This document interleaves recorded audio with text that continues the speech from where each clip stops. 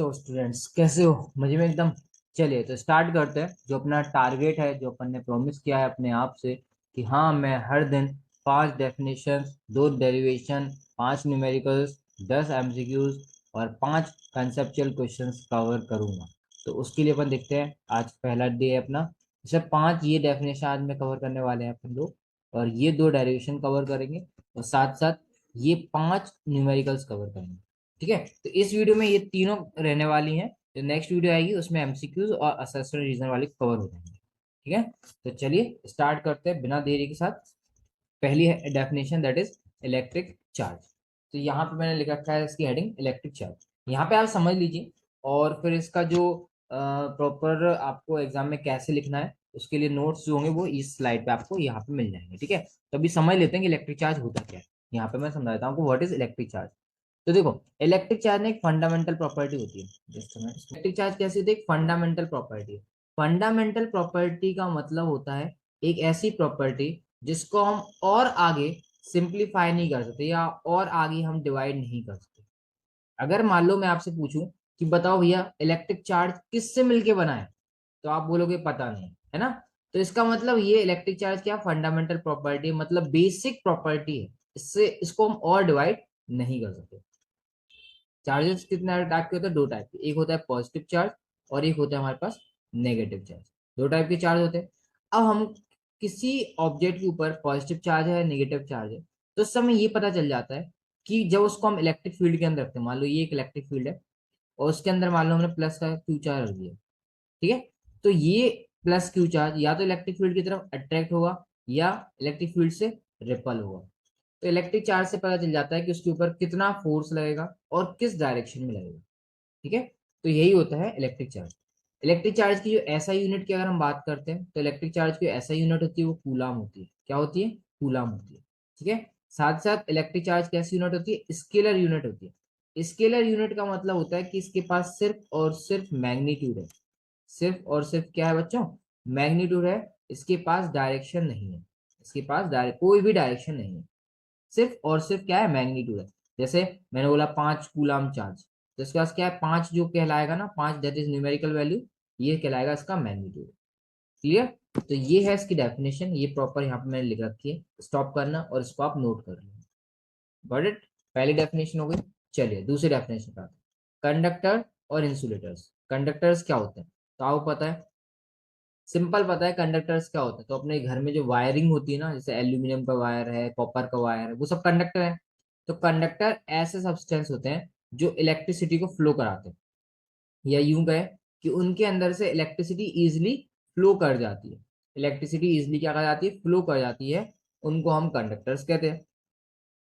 और इंसुलेटर्स किस में कहते हैं? जिसके अंदर से इलेक्ट्रिसिटी फ्लो नहीं करती है। सिंपल सा रीजन, जैसे रबर है, प्लास्टिक है ना, इनसे इलेक्ट्रिसिटी फ्लो नहीं करती। लेकिन हाँ ऐसा जरूर होता है, जैसे लकड़ी हो, लकड़ी को अगर आप गीला कर देते हो ना, जैसे लकड़ी को अगर आपने गीला कर दिया तो उसके अंदर पानी के मॉलिक्यूल्स आ जाते हैं, है ना। तो उन वाटर मॉलिक्यूल्स की वजह से वो कंडक्टर की तरह ट्रीट करने लगते हैं। बट लकड़ी को हम इंसुलेटर ही मानते हैं। ठीक है, अच्छा इलेक्ट्रिसिटी फ्लो क्यों होती है? बिकॉज कंडक्टर्स के अंदर फ्री इलेक्ट्रॉन्स होते हैं। कंडक्टर्स के अंदर क्या होते हैं? फ्री इलेक्ट्रॉन्स होते हैं। और इंसुलेटर से क्यों नहीं होती? क्योंकि इंसुलेटर्स के अंदर जो फ्री इलेक्ट्रॉन्स होते हैं वो नहीं होते। ठीक है ना, फ्री इलेक्ट्रॉन्स नहीं होते। यही बेसिक डिफरेंस होता है कंडक्टर और इंसुलेटर के बीच में। ठीक है, डेफिनेशन कैसे लिखनी है? तो वो डेफिनेशन ये रही आपके लिए, प्रॉपर डेफिनेशन है। आराम से वीडियो पोस्ट करके लिखना।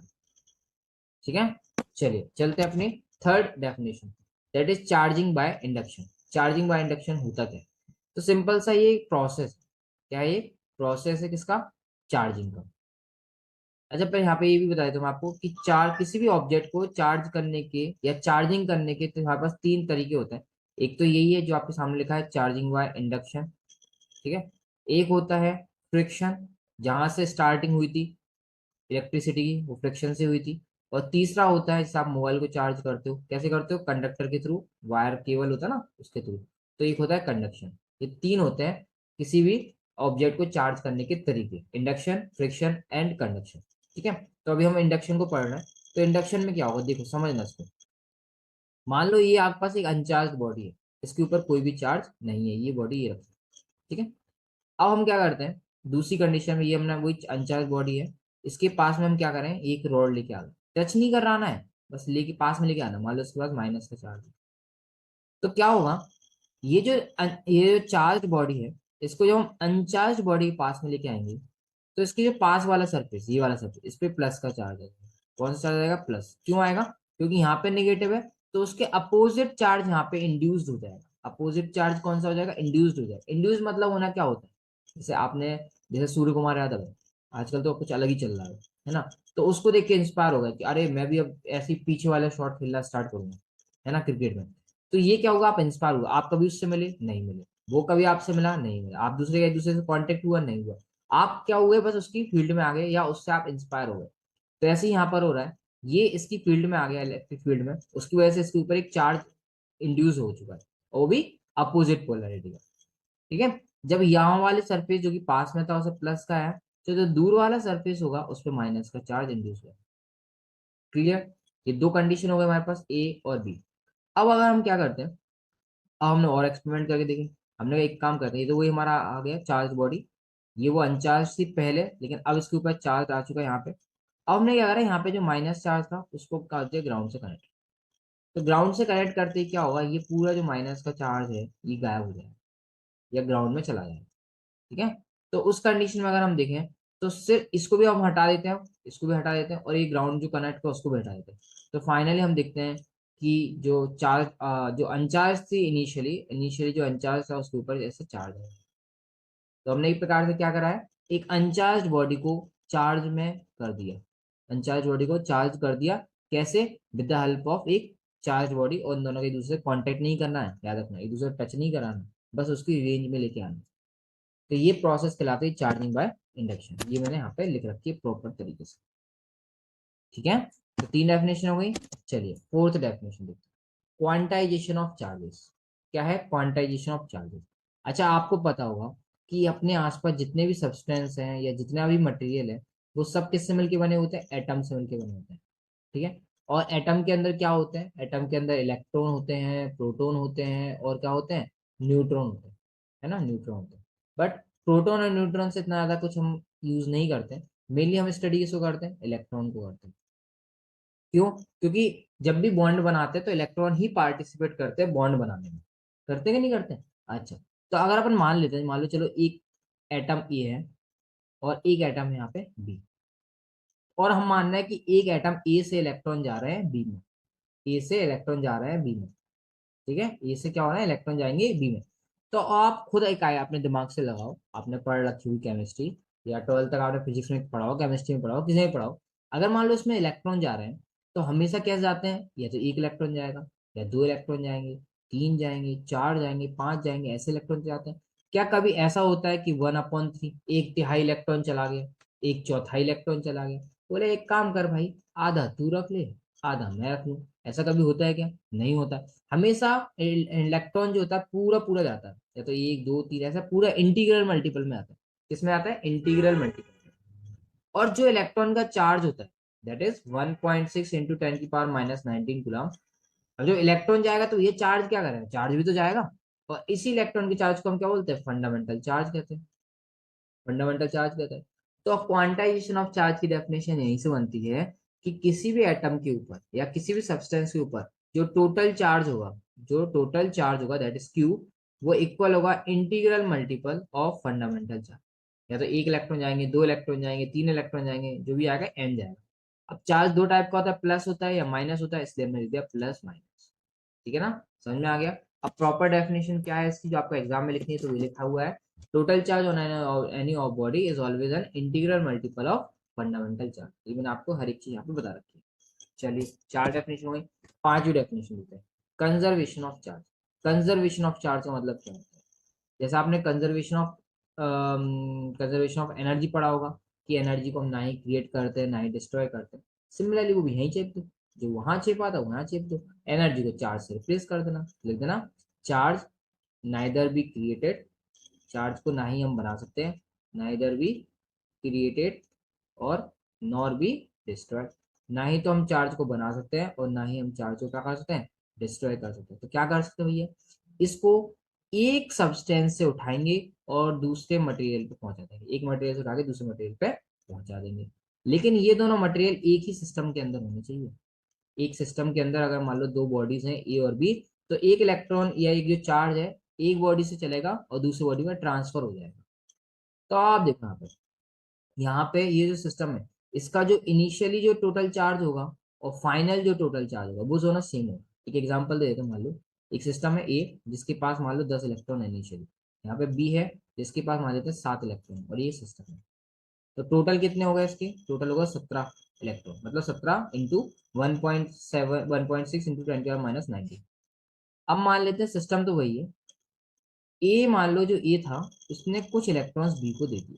मान लो ए ने 2 इलेक्ट्रॉन बी को दे दिए, तो ए के पास कितने इलेक्ट्रॉन बचे भैया, 8 बचे।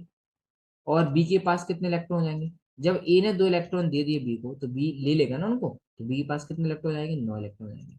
अब देखो टोटल कितना चार्ज है, 9 + 8 दैट इज 70, अभी भी सेम चार्ज है। तो सिस्टम का चार्ज क्या रहता है, सेम रहता है, बट चार्ज एक बॉडी से दूसरे बॉडी में चला जाता है। इसको हम बोलते हैं कंजर्वेशन ऑफ चार्ज। इसकी प्रॉपर डेफिनेशन ये रही, it states that charge neither be created nor be destroyed, it may be transfer from one body to another body of a system. इसलिए जो टोटल चार्ज होगा सिस्टम का वो कैसे रहेगा, सेम रहेगा, उसमें कोई भी चेंजेस नहीं आएंगे। क्लियर। तो ये हमारी 5 डेफिनेशन यहाँ पे कवर होगी।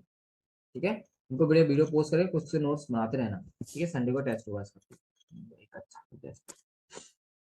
चलिए, तो ये 5 डेफिनेशन हो गई अपनी। अब अपन आ जाते हैं अपने डेरिवेशन। तो डेरिवेशन में कूलाम्स लॉ से स्टार्ट करते हैं। कूलाम्स लॉ होता क्या है, फिर इसका अपन डेरिवेशन कर लेंगे। ठीक है, तो कूलाम्स लॉ है क्या, पहले तो अपन समझ लेते हैं। तो देखो कूलाम एक साइंटिस्ट थे, आपको पता है कूलाम क्या है, एक साइंटिस्ट का नाम है। उन्होंने हेल्प ली थी, या यूं समझो उन्होंने एक आइडिया लिया था न्यूटन के ग्रेविटेशनल फोर्स से। न्यूटन्स का जो ग्रेविटेशनल फोर्स है ना, उसी को एक प्रकार से कॉपी कर लो या कुछ भी कह लो, या उससे एक आइडिया लेकर उन्होंने यूज किया था न्यूटन की ग्रेविटेशनल फोर्स को। न्यूटन का ग्रेविटेशनल फोर्स क्या है उसको समझ लेते हैं थोड़ा सा। न्यूटन ने बोला था अगर दो पार्टिकल है जिसका एक का मास है m1 है, और दूसरा पार्टिकल या बॉडी जिसका मास कितना है m2 है, ये दोनों एक दूसरे से मान लो r डिस्टेंस पे रखें। कितने डिस्टेंस पे रखें, r डिस्टेंस पे। तो इन दोनों के बीच में जो फोर्स लगेगा, ग्रेविटेशनल फोर्स जो लगेगा, वो फोर्स होगा उन दोनों के मासेस के प्रोडक्ट के डायरेक्टली प्रोपोर्शनल, ये बोला था उन्होंने। और दूसरा बोला था कि ये जो फोर्स होगा वो होगा इनवर्सली प्रोपोर्शनल। सुनना, पहला डायरेक्टली था, अब है inversely proportional to the square of the distance between them, ये इन्होंने बोला था। ठीक है, तो कूलाम्स जो लॉ है वो भी कुछ हद तक ऐसा ही है। उसने क्या करा, कूलाम्स लॉ में क्या करते हैं अपन, अपन इन मासेस को रिप्लेस कर देते हैं विथ 2 पॉइंट चार्जेस। अपन मान लेते हैं कि हमारे पास 2 पॉइंट चार्जेस है। पॉइंट चार्ज मतलब जिनका चार्ज बहुत कम है, लाइक माइक्रो कूलाम या नैनो कूलाम। तो मान लो एक चार्ज है जिसके पास एक पार्टिकल है जिसके पास चार्ज है क्यू है, चलो बड़ा बना देते हैं। क्या कर लेते हैं, कौन सी बढ़िया। तो मान लेते हैं एक चार्ज हमारे पास जिसका मैग्नीट्यूड Q1 है, और यहाँ पे दूसरा चार्ज है जिसका मैग्नीट्यूड हमारे पास Q2।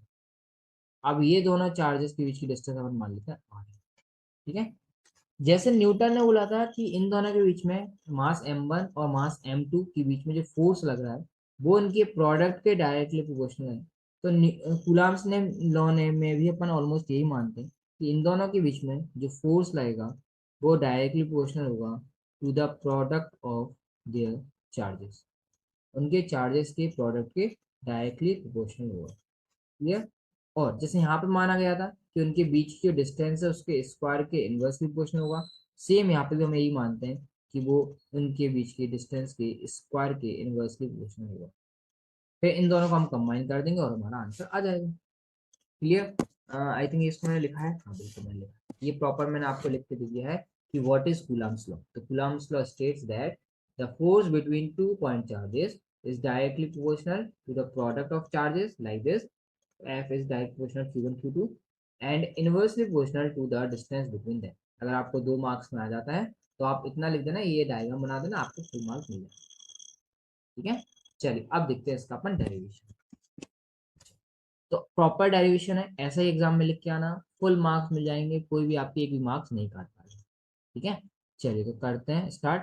तो यहाँ पे हम कंसिडर करते हैं, लेट वी कंसिडर, हम यहाँ पे 2 पॉइंट चार्जेस मान लेते हैं, let we consider 2 point charges, 2 point charges. एक का नाम Q1 दे देते हैं, ठीक है, एक का नाम Q2 दे देते हैं, Q1 एंड Q2। इनको किसी पॉइंट पर रख दें या रहने दें, किसी पॉइंट पर रख देते हैं। Q1 and Q2 are placed at are placed at point A and B.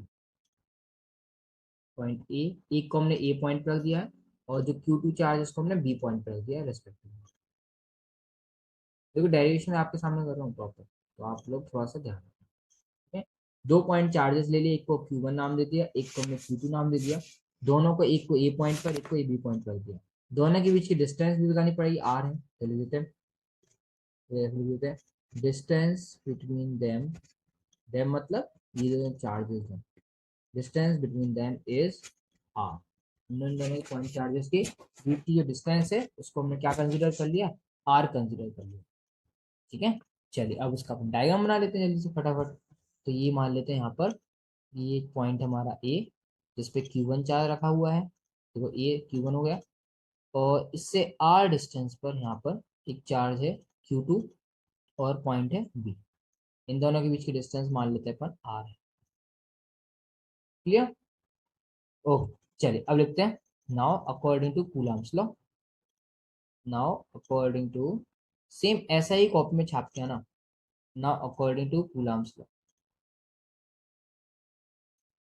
Coulomb's law. क्या बोला था कूलम्स लॉ ने, कि इन दोनों के बीच में जो भी फोर्स लगेगा वो इन दोनों के चार्जेस के प्रोडक्ट के डायरेक्टली प्रोपोर्शनल होगा। मतलब इन दोनों के बीच में अगर जो फोर्स लग रहा है, मान लेते हैं एफ, वो डायरेक्टली प्रोपोर्शनल होगा इन दोनों के चार्जेस के, मतलब Q1 Q2 का multiply, that is Q1 into Q2।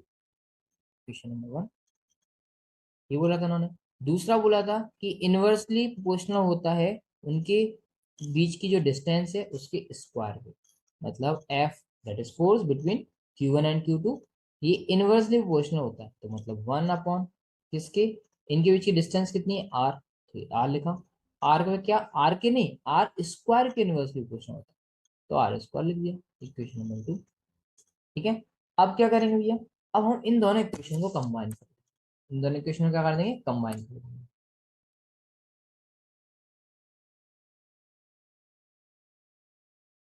चलिए अब इन दोनों इक्वेशन को, इक्वेशन 1 और इक्वेशन 2 को कंपेयर नहीं करेंगे, कंबाइन करेंगे। क्या करेंगे, कंबाइन, ठीक है ना।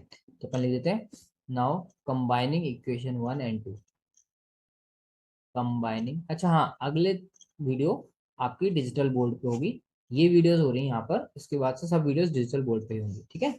नाउ कंबाइनिंग, आप बड़े मेरा चेहरा भी देखिए, now combining equation 1 and equation 2, इन दोनों इक्वेशन को अपन क्या करते हैं, कंबाइन कर देते हैं। कंबाइन कर देना का मतलब क्या है, दोनों को एक साथ लिख देना। तो F is proportional to Q1 Q2, ये तो हो गया डायरेक्ट प्रोपोर्शनल, और अपॉन में आर स्क्वायर लिख देंगे, तो आर स्क्वायर के इनवर्सली प्रोपोर्शनल भी हो जाएगा, ठीक है। क्लियर? देखो डेरिवेशन एक बार आपको आ गया ना स्टार्टिंग में, तो फिर तो लाइन से होते चले जाते हैं, तो धागे की तरह होते हैं कि अगर उसकी एक बार आपको छोर मिल गई तो आप खींचोगे तो पूरी एक बार, ठीक है ना। चलिए अब आपको पता है कि जैसे ही प्रोपोर्शनल का साइन होता है उसे हटाना पड़ता है, तो प्रोपोर्शनल का साइन जब हटाएंगे तो एक कांस्टेंट आएगा, जिसको हम वो के लिए क्या बोलेंगे, प्रोपोर्शनलिटी कांस्टेंट। वो क्या होता है, वो स्मॉल के होता है। क्या होता है, स्मॉल के। तो F equal to small K Q1 Q2 upon R square, F is equal to K Q1 Q2 upon R square. तो यहाँ पे के क्या है, प्रोपोर्शनलिटी कांस्टेंट है, तो यहाँ हम लिखेंगे here, here K is known as proportionality constant, proportionality constant, ठीक है। प्रोपोर्शनलिटी कांस्टेंट की वैल्यू कहीं कहीं अपन 1 कंसीडर कर लेते हैं, बट कहीं कहीं इसकी प्रॉपर वैल्यू होती है। तो यहाँ पर अपन के की वैल्यू पुट करेंगे, तो के की वैल्यू क्या होती है, तो हम लिखेंगे के इज इक्वल टू होता है 1/4 pi epsilon not, 1/4 pi epsilon not. और अगर हम इसमें एप्सिलॉन नॉट, 4 पाई और सबकी वैल्यू रख के सॉल्व करते हैं, तो हमारे पास आंसर आता है 9 × 10⁹ 9, 9 × 10⁹ 9। तो ये न्यूमेरिकल वैल्यू हो गई, आपको एग्जाम में पूछ ली आती है कि 1/4 पाई एप्सिलॉन नॉट की वैल्यू कितनी होती है, तो वो होती है 9 × 10⁹ और इसकी यूनिट लिखेंगे तो सिंपल सा इसकी यूनिट निकालना है, तो वो हो जाएगा newton into metre square upon coulomb square. ठीक है, newton into metre square upon coulomb square, ये हो जाएगा के का यूनिट। ठीक है ना। चलिए एप्सिलॉन नॉट क्या है अभी आपको मैं सब बताऊंगा क्या है एप्सिलॉन नॉट। अब अपन वैल्यूज पुट कर देते हैं, तो therefore F is equal to कितना आ जाएगा, के की जगह हम वैल्यू पुट कर देते हैं, दैट इज कि F equal to 1/4 pi epsilon naught Q1 Q2 upon R square. ठीक है, तो ये हमारा ओहो सॉरी, ये हमारा डेरिवेशन हो गया किसका, कूलम्स फोर्स का, या इलेक्ट्रोस्टैटिक फोर्स का, या यूं बोलो कि इलेक्ट्रिक फोर्स है, कुछ भी आप इसको नाम दे सकते हो। कूलम्स फोर्स हो सकते हो, इलेक्ट्रोस्टैटिक फोर्स हो सकते हो, या इलेक्ट्रिक फोर्स हो सकते हो। ठीक है, यहाँ पे एप्सिलॉन नॉट क्या है वो आपको बताता हूँ, आपको यहीं तक डेरिवेशन करना है। आप अब जो मैं स्टार लगा के लिखूँ ना, ऐसे स्टार लगा के, तो समझ जाना कि वो डेरिवेशन के लिए नहीं है। हो सकता है जो अपने एमसीक्यूज करेंगे तो वहां पे ये यूज हो जाए। ठीक है, तो यहाँ पे एप्सिलॉन नॉट क्या है, तो एप्सिलॉन नॉट यहाँ पे जो होती है वो कहलाती है परमिटिविटी ऑफ फ्री स्पेस। क्या बोला मैंने, परमिटिविटी ऑफ फ्री स्पेस। किसी फ्री स्पेस की या किसी मीडियम की परमिटिविटी का मतलब ये होता है कि वो कितनी जल्दी इलेक्ट्रीफाइड हो पाएगा, कि वो कितनी जल्दी चार्ज को स्टोर करेगा, है ना, वो कहलाता है उसकी परमिटिविटी। इसकी वैल्यू भी होती है, बिल्कुल वैल्यू होती है, तो एप्सिलॉन नॉट की वैल्यू होती है 8.85 इंटू 10⁻⁻12। बिल्कुल इसकी यूनिट भी होती है, वो होती है coulomb square upon newton into metre square. Coulomb square upon newton into metre square, ये याद रखना। इनके ना वैल्यूज, इनके यूनिट्स, जैसे के का यूनिट क्या होता है, के का डायमेंशनल फॉर्मूला क्या होता है, ये सब अच्छे से याद होने चाहिए आपको। मैंने एमसीक्यूज में ऐड कर लेंगे उनको, बट आपको अच्छे से याद होना चाहिए। ठीक है, तो ये हो गया हमारा पहला डेरिवेशन किसका, क्या था, कूलम्स लॉ। ठीक है, अब सेकंड करते हैं vector form of Coulomb's law. तो इसमें भी अपन वही स्टार्ट कर देते हैं कि ये कंसिडर कर लेते हैं कि 2 पॉइंट चार्जेस हैं, लिखते हैं कंसिडर 2 पॉइंट चार्जेस, नाम वही मान लेते हैं Q1 एंड Q2। ठीक है, two charges Q1 and Q2, जैसे उसमें माना था ए और बी पॉइंट पे रखें, मान लेंगे placed at point A and B, दोनों एक दोनों चार्जेस Q1 रखा है ए पॉइंट पर और Q2 रखा है बी पॉइंट पर। ठीक है, और एक दूसरे से कुछ डिस्टेंस पर भी है, प्लस स्टॉप लगा के लिख देते हैं, distance between them is R, उन दोनों के बीच की जो डिस्टेंस है वो कितनी है, आर है। ठीक है, अब ये दोनों पॉइंट चार्जेस है, तो जनरली हम पॉइंट चार्जेस को पॉजिटिव कंसिडर करते हैं, याद रखना। पॉजिटिव चार्ज पॉइंट चार्जेस को हम कैसे कंसिडर करते हैं, पॉजिटिव, निगेटिव क्यों नहीं करते, तो कर सकते हो कोई प्रॉब्लम नहीं है, बट एक सिंप्लिसिटी के लिए, एक जनरलाइजेशन के लिए हम इनको ना पॉजिटिव मान लेते हैं, कोई प्रॉब्लम नहीं है, आप इसको निगेटिव भी मान सकते हो, कोई प्रॉब्लम नहीं है। ठीक है, चलिए, तो यहाँ पर मान लो Q1 चार्ज है, ये ए पॉइंट पे रखा है, यहाँ पर हमारा दूसरा चार्जेस है, दैट इज Q2, ये बी पॉइंट पे रखा है। ठीक है, ये इन दोनों के बीच की डिस्टेंस है। ठीक है, डिस्टेंस कितनी मानी अपने आर, तो ये चलो डायग्राम बना लेते हैं। ठीक है, अब समझना, अगर हमारे पास दोनों चार्जेस पॉजिटिव है, Q1 भी पॉजिटिव है, Q2 भी पॉजिटिव है, तो एक दूसरे को क्या करेंगे, रिपल करेंगे। जैसा ही मैं आपको बताया था, नहीं बताया तो यहाँ पे देख लो कि जो लाइक चार्जेस होते हैं वो एक दूसरे को रिपल करते हैं। लाइक मतलब दोनों सेम हो, या तो पॉजिटिव पॉजिटिव या नेगेटिव नेगेटिव, तो एक दूसरे क्या करते हैं, रेपल करते हैं। और अनलाइक चार्जेस होते हैं, जैसे प्लस है और माइनस है, या माइनस है तो प्लस है, तो ये दोनों एक दूसरे को अट्रैक्ट करते हैं। ठीक है, ओके, तो अब क्या होगा, ए जो ए पर जो चार्ज रखा हुआ है दैट इज Q1, वो Q2 पर कुछ फोर्स लगाएगा, और सेम Q2 भी Q1 पे कुछ फोर्स लगाएगा। ठीक है, अपन मान लेते हैं Q1 जो है Q2 पे जो फोर्स लगा रहा है वो इस डायरेक्शन में लगा रहा है, ये दोनों पॉजिटिव है, तो एक दूसरे को क्या करेंगे, रिपल करेंगे, क्योंकि पॉइंट चार्जेस को हम पॉजिटिव चार्ज मानते हैं। तो Q1 Q2 को रिपल करेगा, बोलेगा दूर हटो मेरे से, तो उस डायरेक्शन में फोर्स लगाएगा, तो उसको हम मान लेते हैं, डायरेक्शन आ गया ना तो वेक्टर आ गया। तो फोर्स ऑन टू, Q2 पे फोर्स लगा रहा है, कौन लगा रहा है, वन लगा रहा है, तो बाय वन, तो इस तरीके से इसको लिखते हैं। ऐसे ही जो Q2 है वो Q1 पे फोर्स लगाएगा, तो वो क्या हो जाएगा, force that is vector on किस पर, पहले वाले पर, तो ऑन वन, किसके द्वारा, सेकंड के द्वारा, तो बाय टू, ये हो जाएगा। ठीक है, अब हमको पता है कि फोर्स की डायरेक्शन बताना, या किसी भी वेक्टर की डायरेक्शन अगर हमें शो करनी होती है तो हम यूनिट वेक्टर का यूज करते हैं। जैसे आई कैप से हम एक्स एक्सिस की डायरेक्शन शो करते हैं, जे कैप एक यूनिट वेक्टर है उससे हम वाई एक्सिस को शो करते हैं, और के कैप से हम किसको शो करते हैं, जेड एक्सिस को शो करते हैं। तो यहाँ पर भी हमें कोई ना कोई यूनिट वेक्टर तो लेना पड़ेगा, है कि नहीं, पक्का वाली बात है, लेना पड़ेगा। तो Q1 से Q2 के लिए, Q1 से Q2 के लिए इस डायरेक्शन में एक यूनिट वेक्टर ले लेते हैं जिसका नाम दे देते हैं R21। मतलब टू के लिए, टू पर फोर्स लग रहा है बाय वन के लिए, तो उस डायरेक्शन में हमारा यूनिट वेक्टर आ गया ये। और जब Q1 पे फोर्स लग रहा है बाय Q2, तो उस डायरेक्शन में जो यूनिट वेक्टर आ जाएगा वो आ जाएगा R कैप 12। ठीक है, चलिए आप जल्दी से लिख देते हैं फटाफट। क्या, नाउ फोर्स, इनके वैल्यू निकाल देते हैं। Force on Q1 due to Q2, Q1 पे जो फोर्स लग रहा है किसके द्वारा, Q2 के द्वारा, ये वाला, है ना। तो कितना आ जाएगा, एफ वेक्टर वन पर लग रहा है ना, तो मतलब वन, किसके द्वारा लग रहा है, टू के द्वारा, बाय टू है तो टू है। इजिकल्स टू, फॉर्मूला तो वही है, मैग्नीट्यूड सेम ही रहने वाला होता है, 1/4 pi epsilon naught Q1 Q2 upon R square. तो आर यहाँ पे मैग्नीट्यूड है इसलिए आर स्क्वायर ही लिखना है। ठीक है, बस डायरेक्शन कौन सी, एक डायरेक्शन ऐड हो जाएगी इसमें, that is unit vector R cap 1 2, इस डायरेक्शन में आर कैप 1 2। समझ में आया।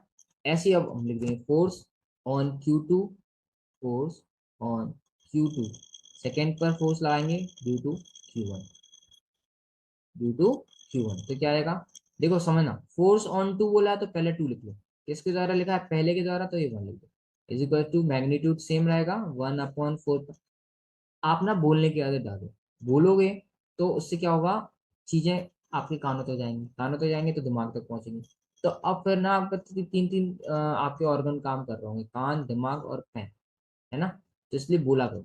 तो F21 इक्वल टू हो जाएगा 1/4 pi epsilon naught Q1 Q2 दोनों चार्जेस का मल्टीप्लाई अपॉन में आर स्क्वायर, और यहाँ पे डिस्टेंस जो यूनिट वेक्टर आ जाएगा वो आ जाएगा आर कैप 21।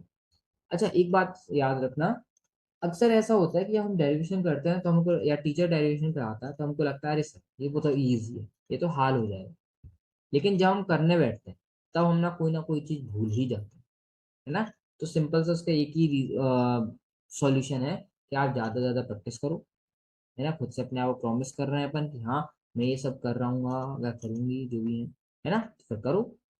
ठीक है, चलिए। तो अब इसमें हम देख सकते हैं यहाँ पे हमारे पास दो आ गए। अब आप इसको एक चीज नोटिस करो, यहाँ पे आर कैप 21 इस डायरेक्शन में जा रहा है, अगर हम इसको प्लस एक्स एक्सिस मान लेते हैं, और आर कैप 12 इस डायरेक्शन में जा रहा है तो ये माइनस एक्स एक्सिस मानना पड़ेगा।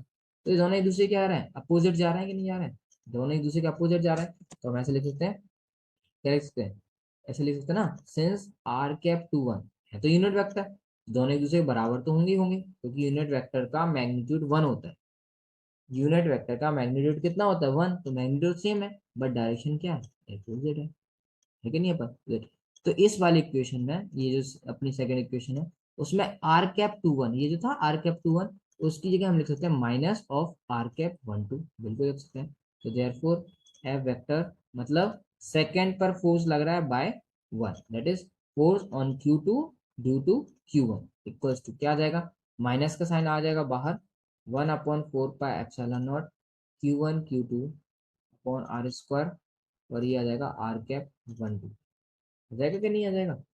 अब ये चीज अगर आप नोटिस करो तो ये क्या है, ये पीछे देखो, ये सेम यही चीज तो है, तो इसको हम यहाँ पुट कर सकते हैं। तो दिस एम्प्लाइज, ये आ जाएगा हमारे पास F vector 21 is equals to minus of F vector 12, force on one due to Q2। अब माइनस को लेके आएंगे तो क्या हो जाएगा, प्लस हो जाएगा। तो F vector 21 vector plus F12 vector equal to 0। इसका मतलब क्या हुआ, इसका मतलब दोनों एक दूसरे को फोर्स लगा रहे हैं, वो इक्वल है और अपोजिट है, या यूं कहें कि न्यूटन्स के थर्ड लॉ को फॉलो करता है। ठीक है, तो आप यहाँ तक आप लिख देते हो vector form of Coulomb's law में, तो आपको फुल मार्क्स मिल जाएंगे। ठीक है, तो ये अपने डेरिवेशन भी हो गए। अब अपन करेंगे अपने न्यूमेरिकल्स। तो चलिए स्टार्ट करते हैं न्यूमेरिकल्स। चलिए तो अब स्टार्ट करते हैं हम अपन ये न्यूमेरिकल्स। तो क्या लिखा है इसमें, अ पॉलिथीन पीस रब्ड विथ वूल, एक पॉलिथीन पीस लिया उसको वूल के साथ रब किया, is found to have a negative charge, negative charge आ रहा है, किस पर नेगेटिव चार्ज आ रहा है देखते हैं पर। Estimate the number of electrons transferred from which to which, किस से कहाँ इलेक्ट्रॉन ट्रांसफर हो रहे हैं ये लिखा है। और दूसरा हमको फाइंड करना है कि क्या जब इलेक्ट्रॉन ट्रांसफर होंगे तो क्या मास भी ट्रांसफर होगा वूल से पॉलीथीन पर, ये हमको इसमें चेक करना है। ठीक है, चलिए तो एक बार फिर से क्वेश्चन पढ़ते हैं। एक पॉलीथीन को रब किया है वूल से, ऊन से पॉलीथीन को रब किया। तो पॉलीथीन के ऊपर एक नेगेटिव चार्ज आ गया है 3 × 10⁻⁷ कूलम का। ठीक है, कौन सा चार्ज आया, नेगेटिव चार्ज आया। तो चलिए स्टार्ट करते हैं इसका सॉल्यूशन। किस पर आया है नेगेटिव चार्ज, पॉलीथीन पीस पर आया है। किस पर आया है, पॉलीथीन पीस पर आया है। तो चलिए, तो गिवन करके लिख देते हैं, गिवन करके लिखते हैं charge on polythene piece, charge on polythene piece. क्यों मान लें, Q is equal to negative है, देखो ये लिखा है नेगेटिव चार्ज मतलब माइनस लगाना पड़ेगा। 3 × 10⁻⁷ कूलम। 7 तो ज्यादा होगा, आई थिंक -7 होगा, क्योंकि 7 कूलम तो ज्यादा हो जाएगा, तो -7 कूलम लेके चलते हैं अपन। माइनस ही होगा वहाँ पे, वो टाइपिंग या जो भी है कॉपी पेस्ट करने में गड़बड़ हो जाएगा, है ना। -7 कूलम ही लेके चलते हैं, -7 ही हो। जनरली माइक्रो कूलम इसमें ही आते हैं, इसलिए मैं -7 लेके चल रहा हूँ। ठीक है, चलिए अब लिखा है estimate estimate the number of electrons transfer from which to which, कहाँ से कहाँ ट्रांसफर होंगे। अच्छा आप खुद सोचो, पॉलीथीन के ऊपर नेगेटिव चार्ज आ रहा है, पॉलीथीन के ऊपर नेगेटिव चार्ज आ रहा है, इसका मतलब पॉलीथीन तो इलेक्ट्रॉन को ले रहा है ना। पॉलीथीन जिसके ऊपर नेगेटिव चार्ज आता है ना, जिसके ऊपर भी नेगेटिव चार्ज आ जाता है, वो इलेक्ट्रॉन को एक्सेप्ट करता है।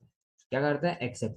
इसका मतलब इलेक्ट्रॉन कहाँ से निकले होंगे, वूल से निकले होंगे, ऊन से। तभी तो वहां पे क्या आएगा, पॉजिटिव चार्ज आएगा। तो फिर लिखेंगे since since polythene has negative charge, since polythene has negative charge, polythene के ऊपर कौन सा चार्ज है, नेगेटिव चार्ज है, so electron will transfer from कहाँ से, वूल से टू पॉलीथीन। अब उन्होंने बोला है कितने निकले होंगे, कितने इलेक्ट्रॉन्स गए होंगे जिनके पास इतना चार्ज होगा। तो सिंपल सा है, हमने क्वांटाइजेशन ऑफ चार्ज पढ़ा था, Q equals to plus minus any, पढ़ा था कि नहीं पढ़ा था, बिल्कुल पढ़ा था। इसका यूज कैसे करते हैं वो यहाँ देख लेते हैं। देखो टोटल चार्ज कितना है, माइनस का 3 × 10⁻⁷ तो लिख देते हैं -3 × 10⁻⁷ is equals to, because charge negative है इसलिए यहाँ पे माइनस लिख लेंगे। एन मतलब होता है नंबर ऑफ इलेक्ट्रॉन्स जो कि हमको फाइंड करना है, और ई का मतलब होता है इलेक्ट्रॉन का चार्ज। कितना होता है, 1.6 × 10⁻⁻19 कूलम। ठीक है, तो एन निकालना, देखो माइनस से माइनस कट जाएगा, अब हमको ई एन निकालना मतलब नंबर ऑफ इलेक्ट्रॉन्स जो ट्रांसफर हो रहे हैं। सिंपल है, एन इज इक्वल टू क्या आ जाएगा, ये मल्टीप्लाई में है डिवाइड में जाएगा, तो ये जाएगा 3 × 10⁻⁷ अपॉन 1.6 × 10⁻⁻19।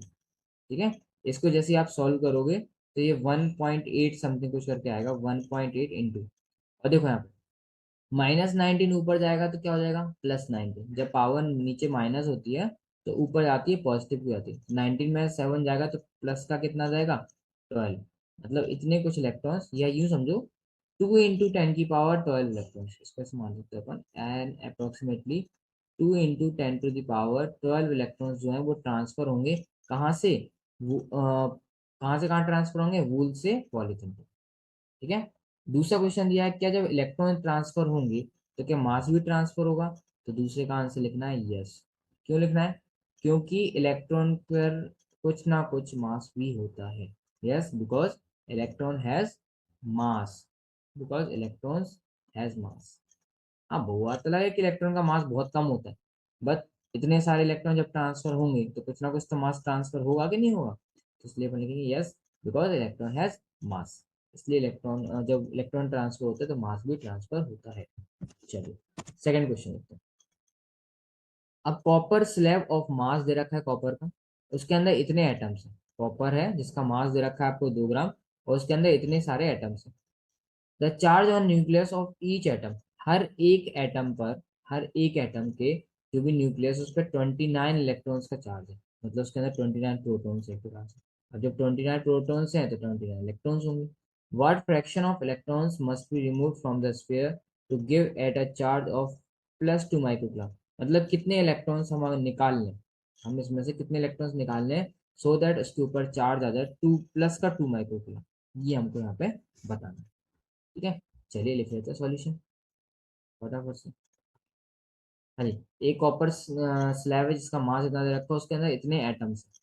ठीक है, और हर एक एटम के अंदर 29 इलेक्ट्रॉन्स है। तो टोटल इलेक्ट्रॉन्स कितने हुए, total electrons is equals to N बोलते हैं इसको। तो देखो 2 ग्राम में इतने एटम है, तो मतलब 2 × 10⁻²2, और हर एक एटम में 29 इलेक्ट्रॉन्स है, तो ये हो जाएगा 29।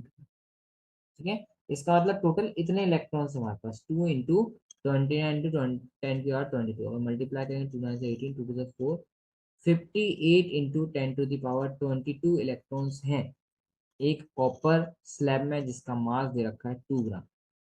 ठीक है, अब ये बोला है कितने इलेक्ट्रॉन्स को हम निकाल लें, जो स्फीयर है उसमें से कितने इलेक्ट्रॉन्स निकाल लें सो दैट इसके ऊपर +2 माइक्रोकूलम चार्ज हो, +2 माइक्रोकूलम चार्ज है। मतलब चार्ज दे रखा है, क्यू दे रखा है आपको कितना, +2 माइक्रोकूलम। माइक्रो का मतलब होता है 10⁻⁻6 कूलम। ठीक है, तो इसमें भी हम क्वांटाइजेशन ऑफ चार्ज का ही यूज करेंगे, इसका यूज करेंगे क्वांटाइजेशन ऑफ चार्ज का। तो अपन लिख देते हैं वी हैव या we know Q is equal to plus minus N. ठीक है, तो यहाँ पर चार्ज कैसा है, पॉजिटिव है, तो ये पॉजिटिव लिखा 2 × 10⁻⁶। तो यहाँ पर भी हम प्लस ही लेंगे। अगर चार्ज माइनस होता है तो माइनस का लेते हैं, प्लस है तो प्लस का ही लेंगे। नंबर ऑफ इलेक्ट्रॉन्स, इतना चार्ज कितने इलेक्ट्रॉन से मिलेगा हमको नहीं पता, तो हम उसको एन लिख देते हैं। ई हमें पता है, दैट इज 1.6 × 10⁻⁻19 कूलम। तो जब इसको सॉल्व करेंगे तो एन इज इक्वल टू आ जाएगा 2 × 10⁻⁻6 अपॉन 1.6 × 10⁻⁻19। ठीक है, जब इसको सॉल्व करेंगे तो ये समथिंग कुछ आएगा 1.25 × 10⁻30। मतलब अप्रोक्सीमेटली इतने इलेक्ट्रॉन्स जब हम इसमें से निकाल लेंगे तब जाके हमारे पास जो चार्ज होगा वो +2 माइक्रोकूलम हो जाएगा। बट इसमें लिखा है कितने फ्रैक्शन, फ्रैक्शन निकालना है, तो इनिशियली कितने इलेक्ट्रॉन्स थे, इतने, इतने इलेक्ट्रॉन्स हमको निकालने हैं, तो देयरफॉर फ्रैक्शन कितना आ जाएगा, निकाल लेते हैं फटाफट से। तो चार्ज कितने, हमने कितने पार्टिकल इलेक्ट्रॉन्स निकाल लिए, 1.25 × 10⁻13 इलेक्ट्रॉन्स निकालने हैं। और टोटल कितने थे, टोटल हमारे पास थे 58 × 10⁻22। तो ये इसका कितना फ्रैक्शन है ये अपन को देखना है इसके अंदर। ठीक है, तो ये तो देखो अप्रोक्सीमेटली आप सॉल्व कर लेना कैलकुलेटर वगैरह यूज करके, तो 2.16 × 10⁻⁻11 इतना समथिंग कुछ फ्रैक्शन आ जाता है। ठीक है, चलिए करते हैं अपना थर्ड क्वेश्चन। थर्ड क्वेश्चन बड़ा सिंपल है, ये एग्जाम में आने लायक भी रहते हैं इसका क्वेश्चन ना। जहाँ कैलकुलेटर अलाउ है तो वहाँ तो वो 2 क्वेश्चन आपके आराम से आ सकते हैं, जहाँ कैलकुलेटर अलाउ नहीं है तो वहाँ पे नहीं आएंगे। अभी देखो, what is the total charge, total charge निकालना है किसका, एक सिस्टम जिसके ऊपर 5 चार्जेस हैं। सिंपल है, सबको ऐड कर दो, हमें पता है क्यू टोटल चार्ज को अगर हमें निकालना है तो सभी चार्जेस को हम क्या कर देते हैं, ऐड कर देते हैं। वो जिस भी पोलैरिटी के हो, पॉजिटिव होंगे तो पॉजिटिव, माइनस होंगे तो माइनस, ऐड कर देंगे। Q1 कितना है, +1 है तो +1, Q2 कितना है, +2 तो +2, Q3 कितना है तो -3 तो -3, Q4 कितना है, +4 तो +4, Q5 कितना है, -5 तो ये -5 हो गया। सॉल्व कर देंगे, 1 + 2 हो जाएगा 3, 3 + 1 4, 3 + 4 ये हो जाएगा 7, और माइनस वाले दिखते हैं, ये -3 ये -5 तो हो जाएगा -8, तो टोटल आंसर आ गया -1। अब अगर ये कूलाम का होगा तो कूलाम, अगर माइक्रो कूलाम होगा तो माइक्रो कूलाम, जो भी इसकी यूनिट होगी। तो टोटल चार्ज कितना आ गया, इक्वल टू माइनस। ये सिंपल था ना। चलिए फोर देखते हैं, how many electrons are there in 1 coulomb of negative charge. इसको तो आप रट ही लेना, इसका आंसर रट लेना, डायरेक्ट पूछते हैं ऑब्जेक्टिव में, है ना। निकालेंगे कैसे वो बताया तो आपको, Q is equal to -NE वाला यूज करना था फॉर्मूला।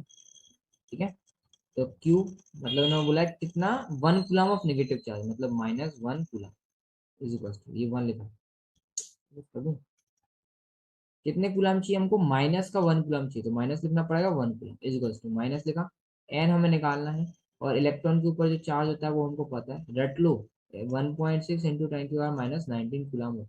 कूलम से कूलम गया, माइनस से माइनस गया, this implies n is equal to आ जाएगा 1/1.6 × 10⁻⁻19। और जैसे इसको हम सॉल्व करेंगे तो ये आ जाएगा 6.25 × 10⁻। ठीक है, तो ये आ जाएगा हाल में वापस, कितने इलेक्ट्रॉन्स आ गए, 6.25 इंटू 10 की पावर 18 इलेक्ट्रॉन्स। क्लियर? ओके, तो ये आपको इसमें याद रखना पड़ेगा कि एक एक कूलम ऑफ चार्ज के अंदर कितने इलेक्ट्रॉन्स होते हैं, ठीक है ना? इसको क्लियरली आप याद रखना।